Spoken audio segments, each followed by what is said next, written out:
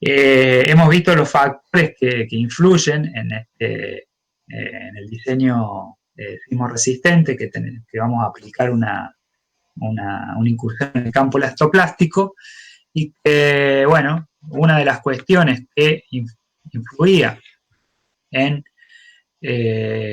cuál era la capacidad de disipación de energía era el mecanismo de colapso. Y nosotros habíamos dicho que teníamos la capacidad, el diseñador, de elegir dónde íbamos a disipar estas energías, los puntos en los cuales íbamos a incursionar en el campo elastoplástico. Dijimos que eran puntos generalmente en los cuales íbamos a disipar a través de la flexión, que llamábamos rótulas plásticas, y que en la medida de lo posible preferíamos que fuera un sistema de rotulación difusa con rótulas en las vigas por flexión y solamente en la columna de planta baja. Entonces, si elegimos eso, nosotros de alguna manera, como diseñadores, tenemos que asegurarnos que pase eso. Entonces, hasta el reglamento anterior del diseño sísmico del CIRSOC 103 era un poco conceptual. Teníamos que hacer las vigas débiles y las columnas fuertes, para los cuales quizá aplicábamos unos coeficientes de mayoración diferenciados en vigas y en columnas. Pero eso no me aseguraba que las rótulas se produjeran en las vigas y no en las columnas, por ejemplo, o que la viga falle primero por flexión en los extremos y no falle por corte. Eso un poco relacionado por que en el diseño podremos introducir algunas sobreresistencias, por ejemplo, fraccional de la vía, que llevara a que cambie lo que yo había pensado originalmente. Entonces, introducimos el concepto del diseño por capacidad, que está también incorporado en el reglamento argentino CIRSOC 103 y en todos los reglamentos modernos de todos los países, generalmente. De diferentes maneras está incorporado, pero está tenido en cuenta. Entonces, ¿en qué se basa este concepto? En primera instancia, les quiero mostrar esta analogía con una cadena en la cual demuestra el problema que tenemos cuando hacemos un diseño basado en resistencia, puramente elástico. Entonces, supongamos que tenemos una cadena y esa cadena la estamos accionando, tirando con una fuerza de los dos lados. Acá, la solicitación teórica que tenemos en cada uno de los eslabones de estas cadenas es igual a la tracción, a la fuerza que le estoy aplicando en los extremos. Entonces, en principio, yo voy a tener que dar una capacidad a estos eslabones mayor que esta fuerza que le estoy produciendo. Pero le voy a dar de acuerdo al método de diseño por resistencia, le voy a dar la misma resistencia a cada uno de estos eslabones. Y por lo tanto, si yo ahora empezara a aumentar, a tirar de esta fuerza hasta llevarlo a rotura, esta cadena, no sabría ciencia cierta en cuál de todos estos eslabones se produciría esa rotura. Porque si bien yo puedo poner dos eslabones en teoría iguales, siempre va a haber alguno que va a tener alguna imperfección o que la resistencia del material por la variabilidad propia va a ser un poquito menos resistente que los otros y la falla se va a producir en ese eslabón. ¿Ah? Entonces, a ciencia cierta, no voy a saber en qué eslabón se va a producir esta falla. Y esta analogía la puedo, los voy adelantando, me parece que me estoy adelantando, pero lo puedo hacer como si esto fuera diferentes tipologías de falla. Por ejemplo, un eslabón fuera la falla de la viga por flexión, otro eslabón fuera la falla de la viga por corte, otro eslabón la falla de la columna por flexión. Y si yo a todos los diseño para que resistan las fuerzas que obtengo del análisis elástico, nunca voy a saber en cuál va a ser la falla que va a dominar el comportamiento de esa estructura. Entonces, ¿qué podría ser? Bueno, podría ser es profesamente uno de los eslabones un poquito más débil. Entonces, de esa manera, asegurarme de que la falla se produzca en ese eslabón.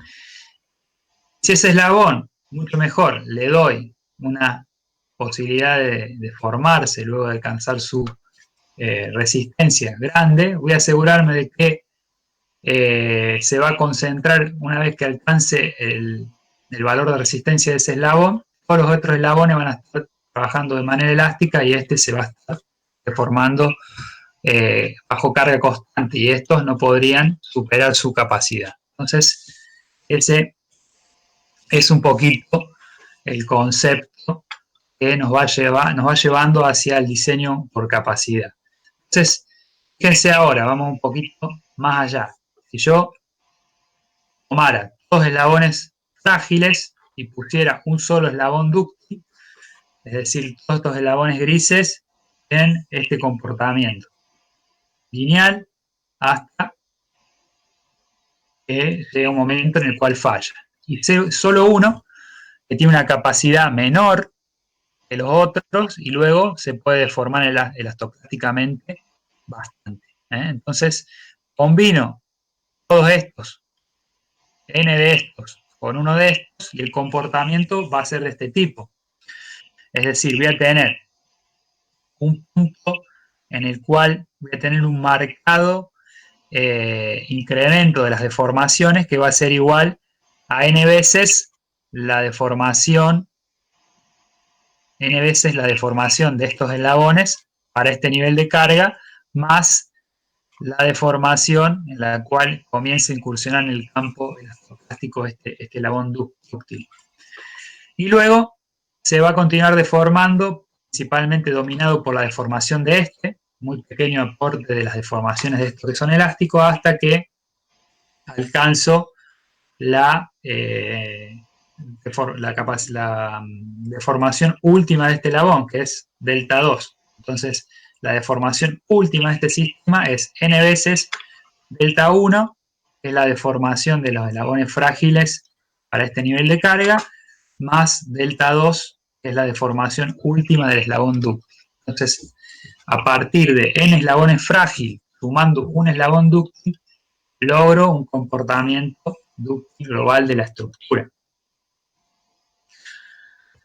Ahora, disculpen esto que está así, a veces lo hacíamos en el pizarrón,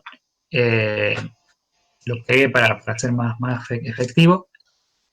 Entonces, fíjense, si nosotros tuviéramos que dimensionar, nosotros tendríamos una fuerza E sub E que está traccionando la cadena.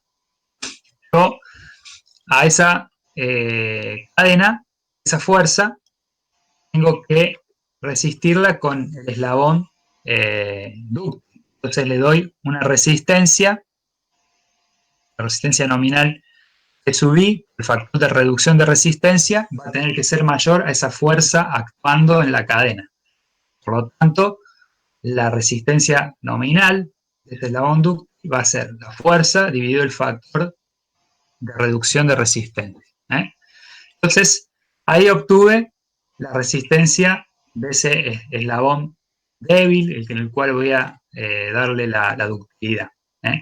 La sobreresistencia de este eslabón, finalmente, va a ser igual a esta resistencia ideal por un valor phi, el cual me da el valor P0 que realmente le doy al eslabón. Imagínense que tengo que ir a comprar eslabones y bueno, tengo el eslabón de una pulgada, pulgada y media, bueno, voy a tener que buscar uno para que cumpla con eso. Finalmente, ahí está reflejado a través de ese factor. Esta sobreresistencia del eslabón débil pasa a ser la fuerza de diseño de los otros eslabones fuertes, que yo no quiero que incursionen en el campo o que fallen. Quiero que fallen los otros. En realidad no es que no quiero que incursionen en el campo elastoplástico, no quiero que fallen porque son frágiles. Entonces, este P por PI va a ser la base para diseñar los otros eslabones. Estos eslabones van a tener una fuerza de diseño mayor o igual a este valor. Eh, bueno, esto,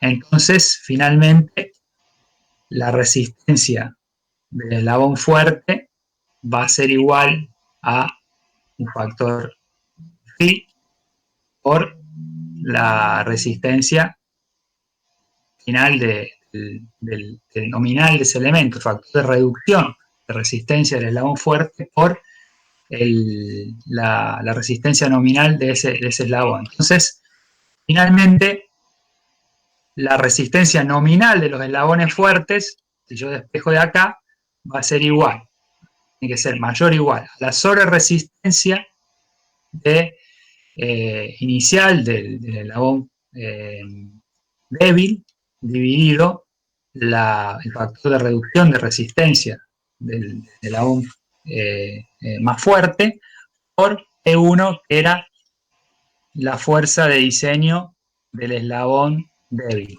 ¿Ah? También lo puedo poner en función de la fuerza exterior, y acá tengo el conjunto de factores de reducción de resistencia y sobre resistencia.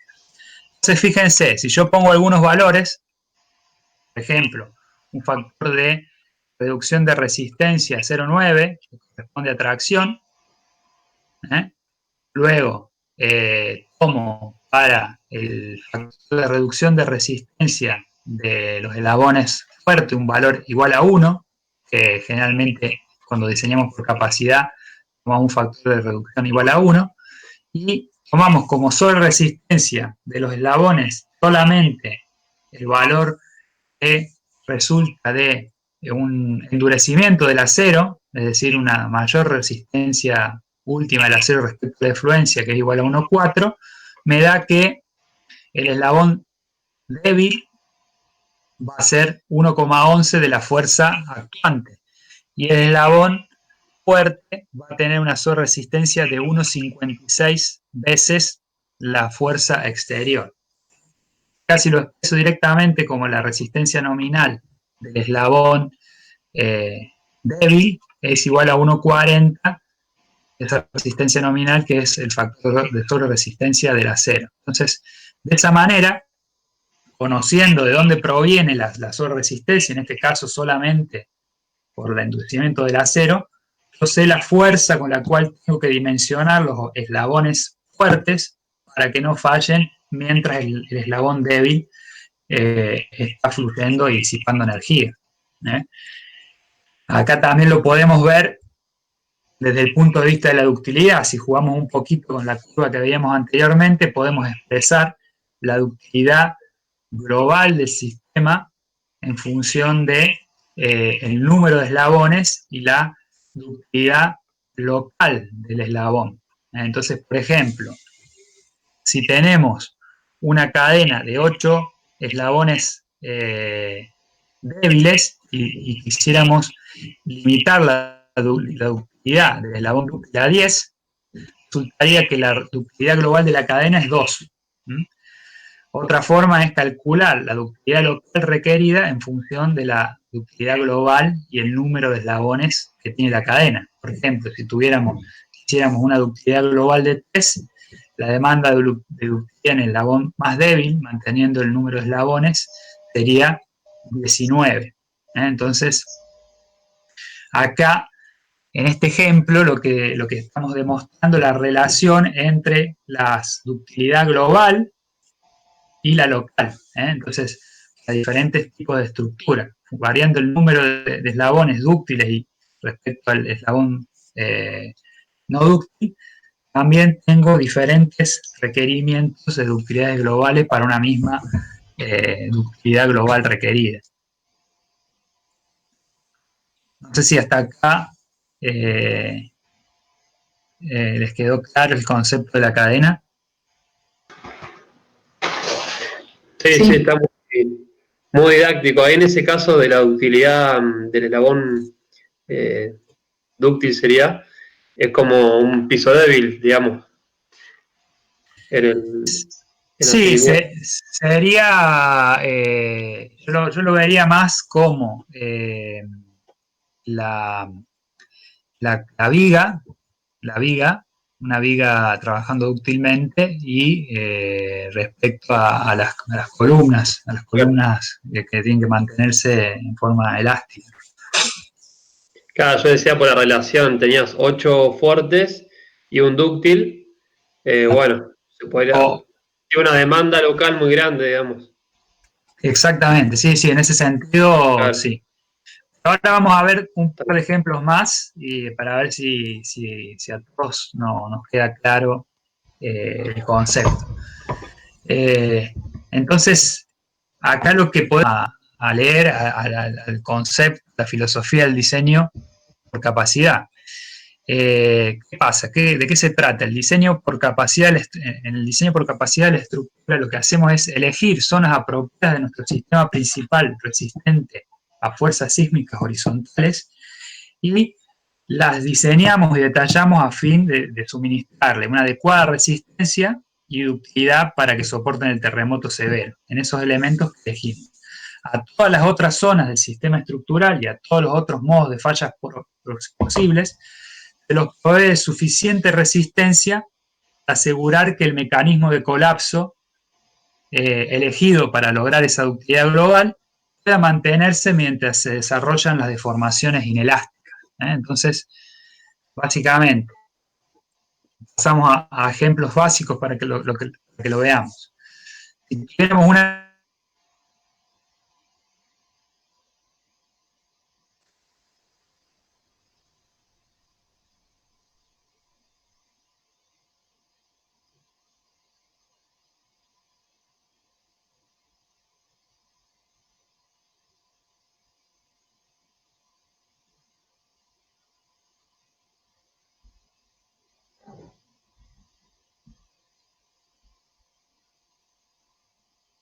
Guille, se cortó la transmisión, me parece. Sí, a mí también. Sí, se A mí cortó. también, sí. Sí.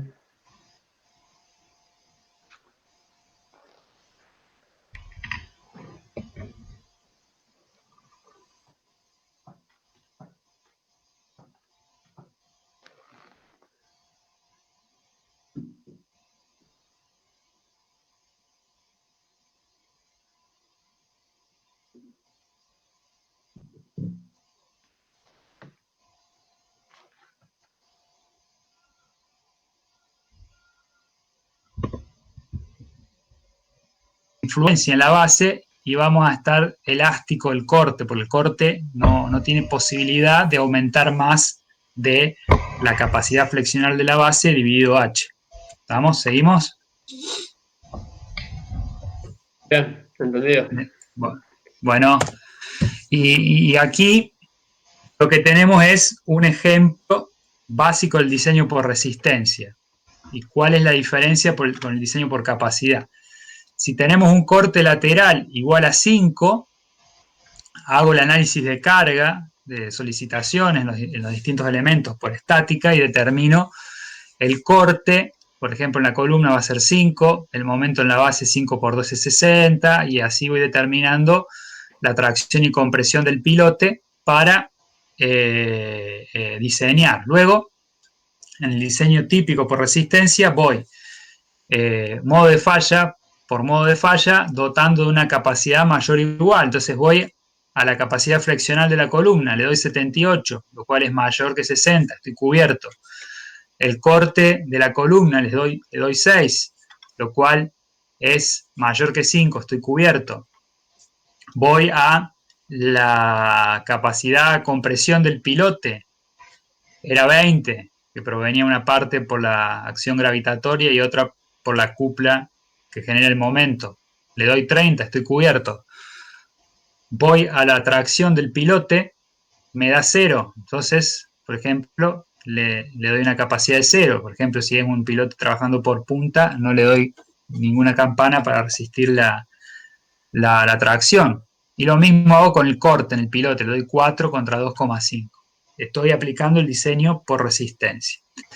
Ahora quisiera ver dónde falla. Entonces, si yo fuera incrementando la carga Q hasta que se produce el primer modo de falla, vería cuál es el modo que domina.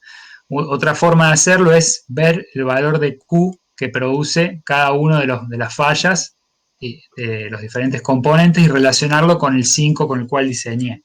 Entonces, empiezo por la columna. Le había dado una capacidad de 6, lo divido por 5, que era la fuerza de diseño, me da 1,2.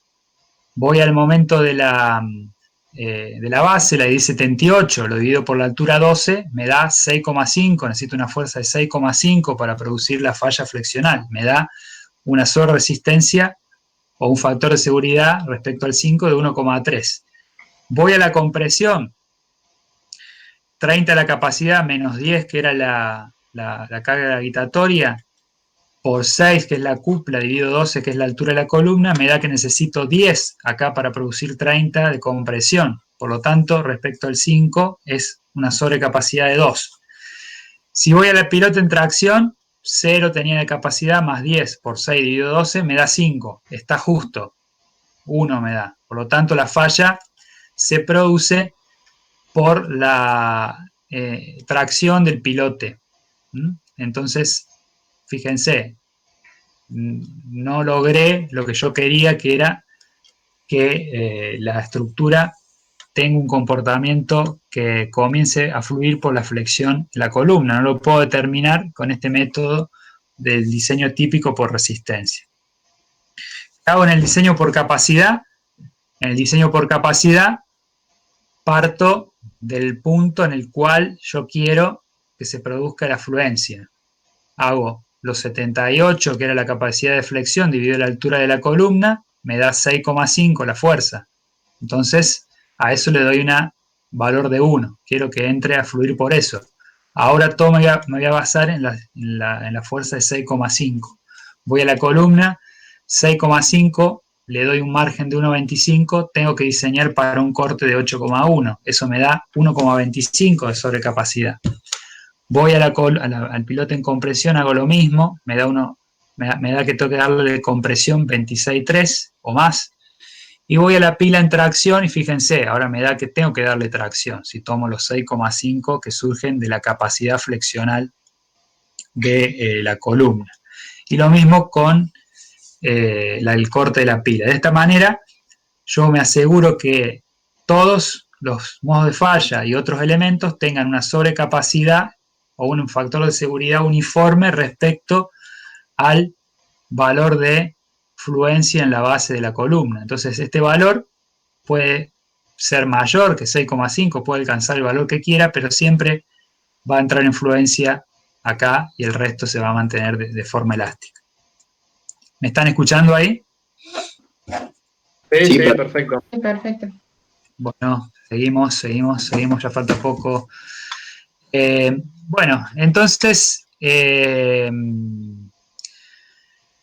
con el diseño por capacidad lo que podemos hacer es asegurarnos dónde queremos que fluya los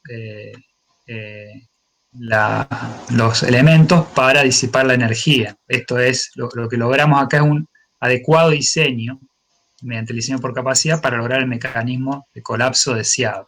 El material dúctil lo van a ver con todas las prescripciones del reglamento que veíamos en cuanto a separación de armadura, de diámetros, etc.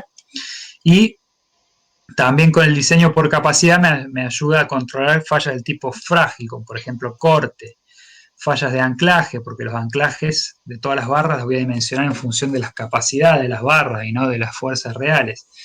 Y también voy a tener que evitar inestabilidad, de pandeo de barras, etcétera. También los voy a dimensionar todo considerando que está en fluencia. A modo de resumen, la metodología del diseño por capacidad, en que consiste en identificar el mecanismo de colapso, ubicando dónde se van a producir las rótulas.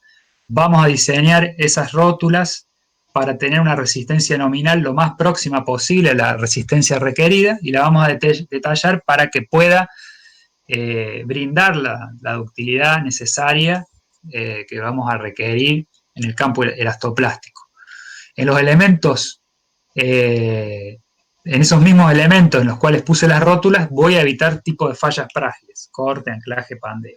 Y para los otros elementos en los que se prevé comportamiento elástico, las solicitaciones van a surgir de la capacidad resistente de las rótulas plásticas, considerando siempre las sobreresistencias correspondientes, ¿no? Ya sea por endurecimiento del acero, por colocar más barras, etc.